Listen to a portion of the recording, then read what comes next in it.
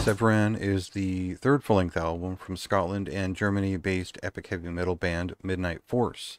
Now, this is definitely a traditional heavy metal band and one that was influenced heavily by both 70s and 80s music primarily. They've always been pretty consistent in terms of their style. The first record was just incredible. I think if you're not familiar with this band and you want to start somewhere that just really is probably going to impress the brains out of you, I would say go for Dunsinane.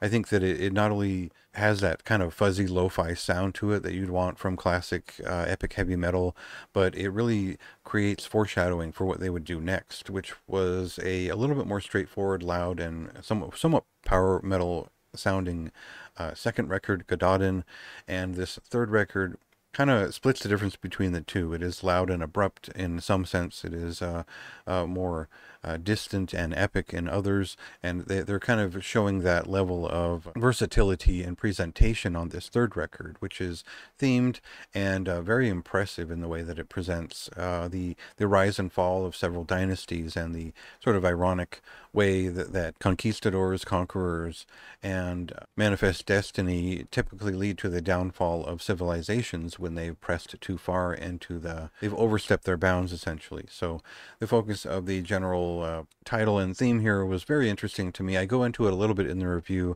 I love the lyrics to this record. I think that I started to notice the lyrics of this band were actually quite good, and the theme of the band is really interesting to me overall. Record to record, the way that they present it in a very simple, classic way that like an early Iron Maiden fan would appreciate this band and the way that they approach their presentation in that sense. Anyway, for now, we'll cut to a song here and get a sense for the way that this record touches upon its more memorable moments and ways that they just really hadn't done in the past. On the stage, by freedom's guiding light, the former slave arises, hot heavy with safe flight.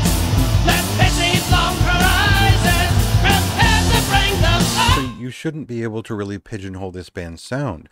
Surely you're going to hear a little bit of Omen. You'll always have heard some Iron Maiden in their sound, thanks to what I feel are Steve Harris influenced bass lines, and especially like the early to mid 80s Iron Maiden sound up till about 85, where you get very strong chord voicing and things like that from the bass player. There's a very distinct style that comes into this record that helps it differentiate itself and from song to song, and it gives it more of a grand feeling of performance when the rhythm section is not only active and talented, but presented in kind of a modest way of production, which is in line with 80s heavy metal and epic heavy metal in both US and other applications, where it's not perfect.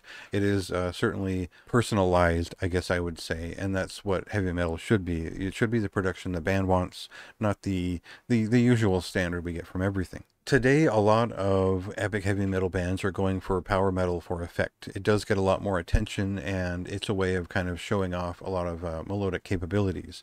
But this band instead goes for something closer to the new wave of British heavy metal in terms of the way that it presents a lot of these songs. There's always a hook. There's, you're going to hear the title of the song in the lyrics. You're going to hear it repeated many times, and repetition is very key for a lot of this music success because it really does need to worm into mind. And so this might be maddening to some people who kind of get the point quickly, like I'm prone to, but really that repetition is what will stick these songs in your mind, and it really helps the presentation of this album to be repetitive. So that might bother some people, but it helps them get to that point where this record feels like every song matters because they put a certain level of emphasis into every single one. We don't really get a reprise of very much doom metal on this record, and that was the only kind of thing that it felt like it was missing from the overall showing that they put together here, was that there wasn't a slower, epic, heavy doom metal song to round things out.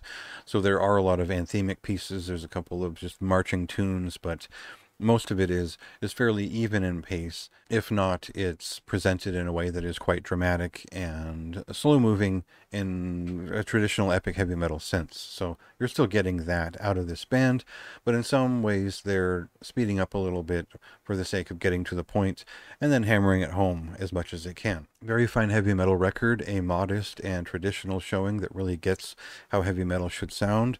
And so This was a moderately high recommendation for me.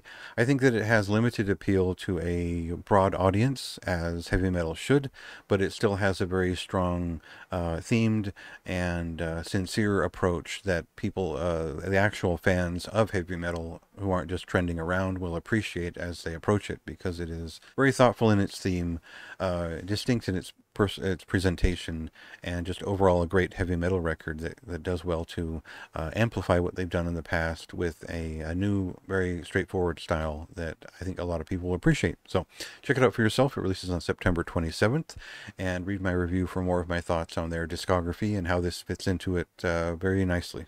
So ride the waves against the rising sun we fight. Chosen nation.